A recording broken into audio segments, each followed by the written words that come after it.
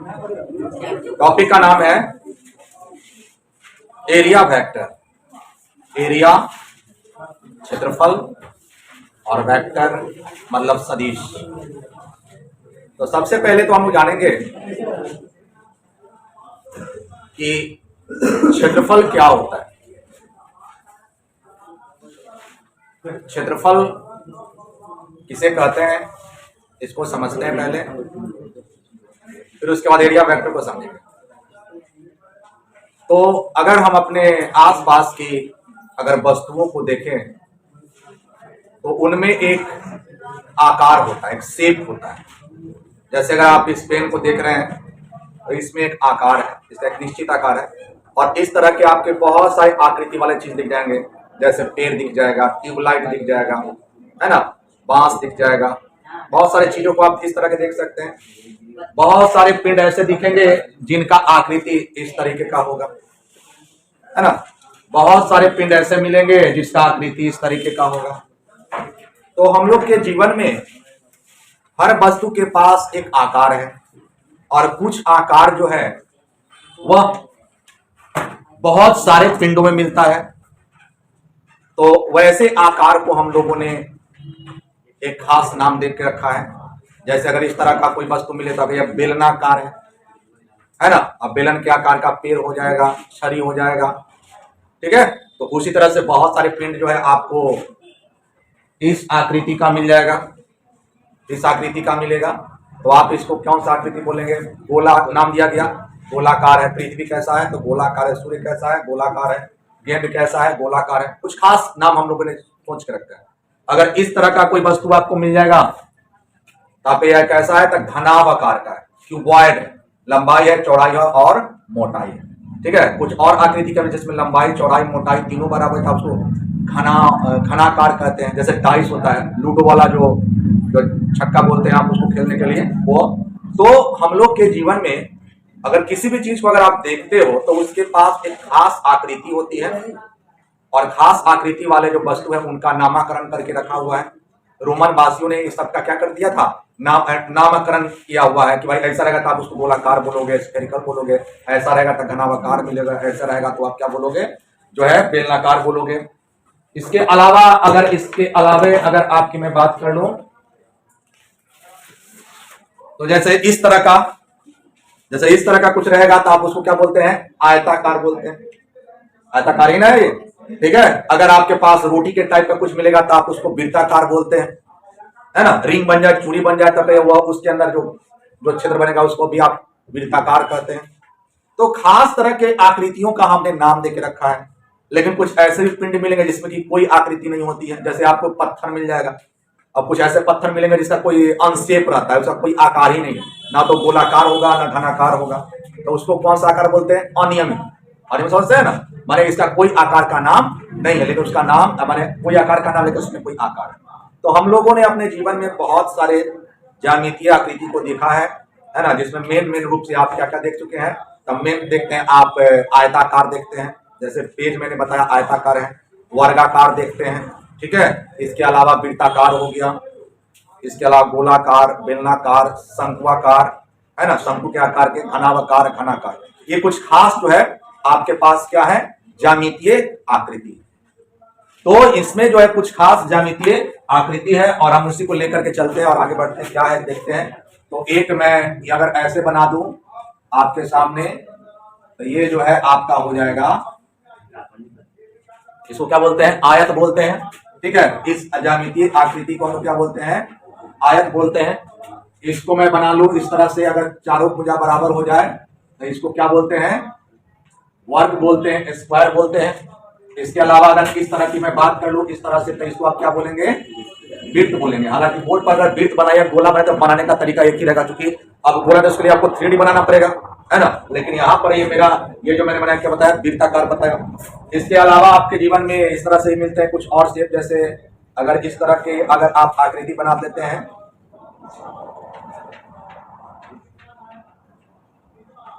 इसको आप क्या बोलते हैं, इसको बोलते हैं घन बोलते हैं। कुछ खास आकृतियां मैं बना रहा हूं आपके लिए। और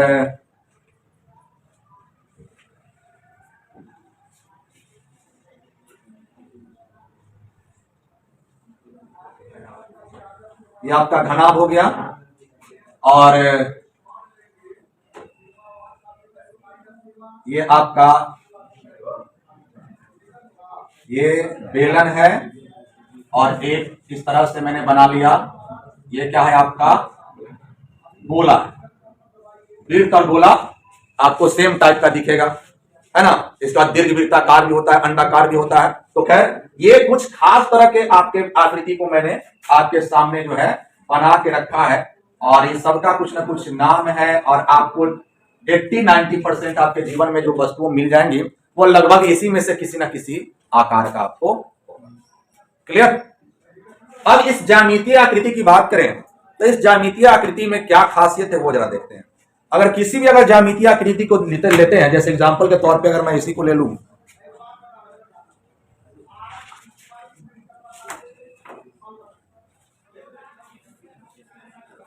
ज्यामितीय आकृति के आधार पर मैं आकार के अनुसार मैं इसको ले रहा हूं। ये अगर आप देख सकते हैं ये एक आयताकार है, शेप तो इसका आयताकार है।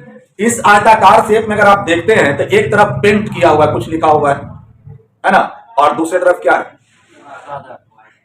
व्हाइट कलर है। मतलब इसको आप क्या बोलते हैं, इसको आप बोलते हैं सतह, सरफेस, पृष्ठ। है ना, पृष्ठ होता है, इसमें कितने पृष्ठ है, 2 पृष्ठ, इधर भी लिख सकते हैं इधर भी। इसको बोलते हैं सरफेस, पृष्ठ। तो इसमें कितने पृष्ठ हो गए, 2 पृष्ठ। ये आपके सामने एक आकृति ले रहा हूं, और एक दूसरी आकृति मेरे सामने ये है। इसमें कितने पृष्ठ है, इसमें कितने पृष्ठ है, 1 पृष्ठ है। चलिए अभी मान लेते हैं इसमें कितने पृष्ठ है, 2 पृष्ठ है।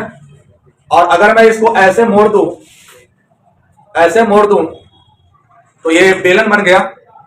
अब बताइए इसमें कितने पृष्ठ है, 1 पृष्ठ। 1 पृष्ठ है जो बाहर है, 1 पृष्ठ है जो अंदर है। अरे यही था ना, ऐसा ही है ना। इसको मोड़ देंगे तो वो अंदर चला गया, ये बाहर आ गया। तो पृष्ठ तो 2 ही है, एक बाहरी पृष्ठ हो गया, एक अंदर का पृष्ठ हो गया। दोनों में 2-2 पृष्ठ है ना। और एक और बात देखेंगे, ये जो पृष्ठ है, ये दोनों पृष्ठों को, ये देख रहे हैं ना, ये पेंटेड है या व्हाइट है, ये दोनों पृष्ठों को हम अपने उंगली से छू रहे हैं ना, दोनों पृष्ठ माने टच हो रहा है। तो ऐसे आकृति को बोलते हैं ओपन ज्योमेट्री, खुली आकृति। और इसके केवल हम कितने पृष्ठ को छू रहे हैं, एक, केवल एक ही पृष्ठ है, अंदर तो हम छू पा रहे हैं। इसको बोलते हैं क्लोज ज्योमेट्री, बंद आकृति। क्लियर। तो ज्यामितीय आकृति कितने तरह के हो जाएंगे आपके जीवन में, 2 तरह के। एक हो जाएगा खुली आकृति, एक हो जाएगा बंद आकृति। पहचानने का तरीका क्या है, हम उस आकृति को पकड़ेंगे, और अगर उसको दोनों तरफ हम अपनी उंगली से छू लेते हैं तो वो मेरा हो जाएगा खुली आकृति। खुली आकृति जैसे कौन कौन हो जाएगा, तो ये आयत हो गया, है ना, आयत हो गया। उसके अलावा जो वर्ग हो गया, वृत्त हो गया। वृत्त तो रोटी है तो दोनों तरफ छू लेते हैं, रोटी है तो दोनों टच हो जाएगा, तो वृत्त हो गया। ये सब कैसी आकृति हो जाएगी, खासतौर से खुली आकृति हो जाएगी ना। और ये जो आकृति देखिए घनाभ, अगर आप किताब को छुइएगा, ये घनाभ आकार का है। तो बताइए केवल बाहरी पृष्ठ को ना छू पा रहे हैं, ये छू रहा अंदर वाला को छू पा रहे हैं। जैसे मिठाई का डब्बा है तो आप उठाते हैं तो बाहरी पृष्ठ ना छूते हैं, अंदर का तो पृष्ठ आप टच नहीं कर पाते हैं। तो घनाभ आकार जो है वह किस तरह का हो जाएगा, बताइए, क्लोज ज्योमेट्री हो जाएगा।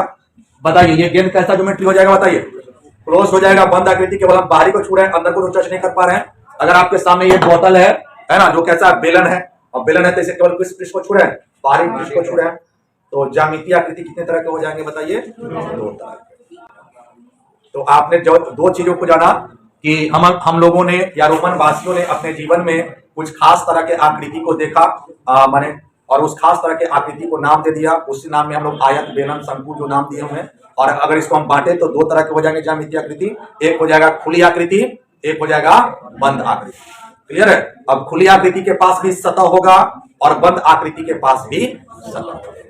ठीक है। तो अब खुली आकृति के पास सतह होगा तो हर सतह के पास क्या होता है, क्षेत्रफल होता है। जैसे मैं बात कर लूं, ये मेरे पास है, अगर खुली आकृति है तो इसके पास भी क्षेत्र, ये जगह घेर रहा है। कहेगा जितना मैटर लिखवाना है इसी पर लिखवाइए, क्योंकि इतने एरिया आपके पास बचा हुआ है ना। तो ये जितना स्थान घेर लेगा या क्या कहलाएगा, बताइए, या कहलाएगा आपको, या क्या कहलाएगा, यह कहलाएगा इसका क्षेत्रफल। किसी आकृति द्वारा जो स्थान घेरा जा सकता है वह क्या कहलाता है? क्षेत्रफल कहलाता है। एक मिठाई का डब्बा आप देखे होंगे, मिठाई का डब्बा जो होता है वह फोल्ड करके बना के रखता है। अब वो कितना क्षेत्रफल घेरेगा? तो मिठाई का डब्बा का जो फोल्डिंग है उसको खोल दीजिए और जमीन पर रख दीजिए, जितना वह जगह घेरेगा वही उसका क्या हो जाएगा? क्षेत्रफल हो जाएगा। बात समझ में आ रहा है कि नहीं आ रहा है? ठीक है, तो किसी आकृति द्वारा जो स्थान घेरा जाएगा वह क्या कहला जाएगा उसका बताइए? वह कहला जाएगा उसका क्षेत्रफल। क्लियर? और आपने क्षेत्रफल निकाल के रखा, क्षेत्रफल जानते हैं कि यह आयत है, तो आयत का क्षेत्रफल क्या होता है? लंबाई गुना चौड़ाई हो जाता है। यह हो जाता है भुजा स्क्वायर, यह हो जाता है पाई आर स्क्वायर। पढ़ा है ना ये सब? तो इस सब्जेक्ट को उसको ढंग से तरीके से सीखोगे तो ही उसको फायदा मिलने वाला। चलो देखो यहाँ पर आयत, अगर वो आयत क्या कहते, देखो अगर आपको ओपन ज्योमेट्री खींचना हो, खुली आकृति, तो कलम उठना नहीं चाहिए। कलम हम उठाएंगे नहीं, कलम जो है लगातार चलेगा इस तरह से, ध्यान देना। जैसे यह है, ऐसे जाएंगे, फिर ऐसे जाएंगे, फिर ऐसे जाएंगे, अब फिर यहां से कैसे गलत हो गया? मिटा के सीधा किया तो गलत हो गया। थोड़ा तो भाई आदमी वही चक्रे में रहता है। तो पहले एरो भी दिखा दिया। पहले कहां से स्टार्ट किए थे? ए से गए बी पर, और बी से गए सी पर, सी से गए डी पर, और फिर डी से। तो ये मेरा आयत है। ये आयत बनाने का सही तरीका है। या तो आप ऐसे बना सकते हैं, और नहीं तो ऐसे ही बना सकते हैं। कलम उठना नहीं चाहिए। इसको आप ए मान सकते हो, पॉइंट मानने के ऊपर है। इसको बी मान सकते हो, सी मान सकते हो, डी, और एरो बना देंगे।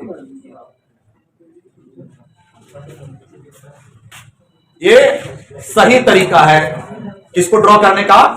आयत को। या फिर वर्ग बनाना है तो भी ऐसे बना देंगे। वर्ग बनाना है तो ऐसे, फिर ऐसे, फिर बस भुजा बराबर करना है, ये हो जाएगा। और ये एरो जरूर लगाइए कि कैसे हुआ, एरो जरूर मारना है कि कैसे जाना है, किस तरह से हमने इस आयत वर्ग को बनाने के लिए जो है रेखाएं जो है खींचा है, ए बी सी डी। और आप चाहे तो इसको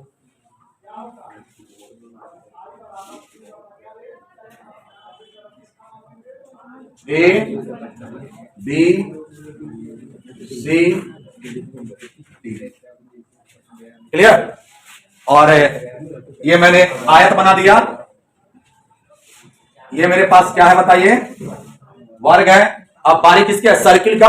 तो सर्किल बिट कैसे खींच सकते हैं? उसी तरह से ऐसे, मैंने ऐसे बनाया ना, ये बिट हो गया। और नहीं तो ऐसे खींच सकते हैं।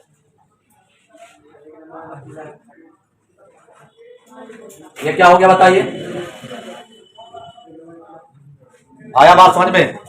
तो ओपन ज्योमेट्री खींचने का तरीका मैंने आपको बताया। अब इसकी लंबाई मान लो L है और चौड़ाई क्या है? B है। यह हो गया L, यह हो गया B। तो बताओ पृष्ठ क्षेत्रफल क्या हो जाएगा? यहां पर एरिया बराबर किधर हो जाएगा?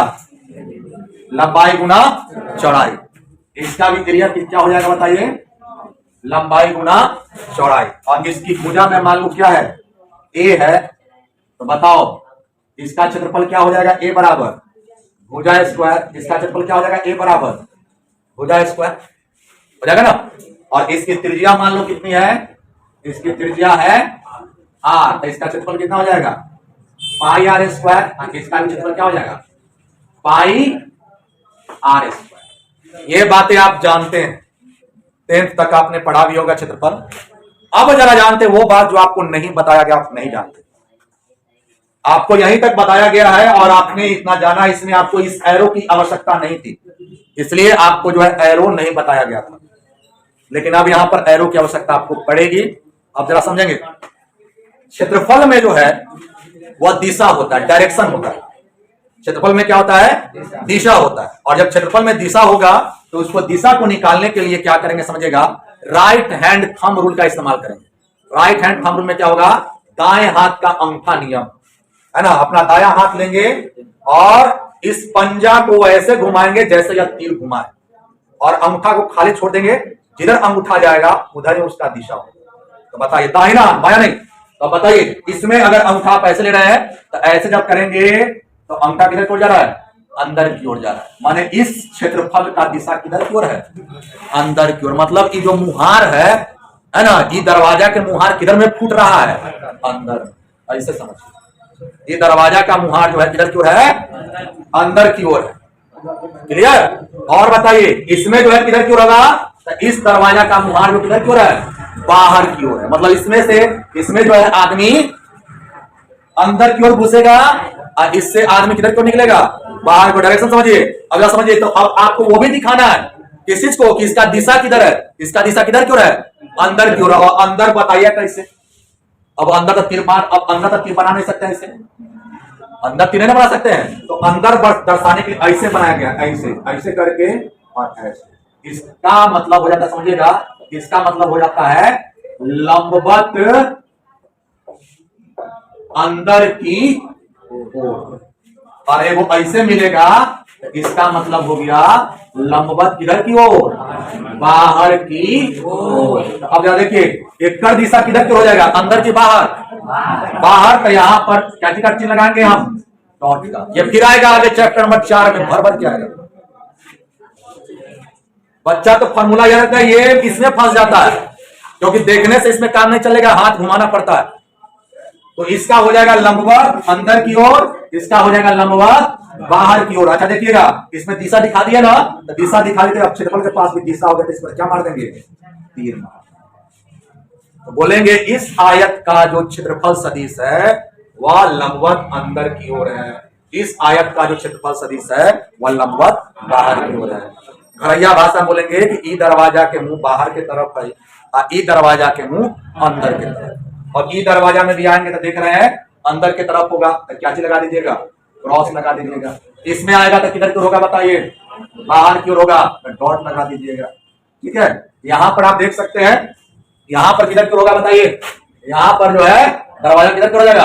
अंदर की ओर। डायरेक्शन हो जाएगा अंदर। और यह मुहार, इसका मुहार किधर की होगा? बाहर की ओर। तो आपके दिमाग में जा रहा होगा खाली सब अंदर या बाहर होगा, जरूरी नहीं है। अभी मुहार मैंने ऐसे फोड़ा है बोर्ड में मुहार ऐसे ना फोड़ा है, ठीक है ना? अब जैसे इसको इस तरह से देखिए, 3D फिगर, 3D ध्यान दो, जैसे ऐसे बना दे,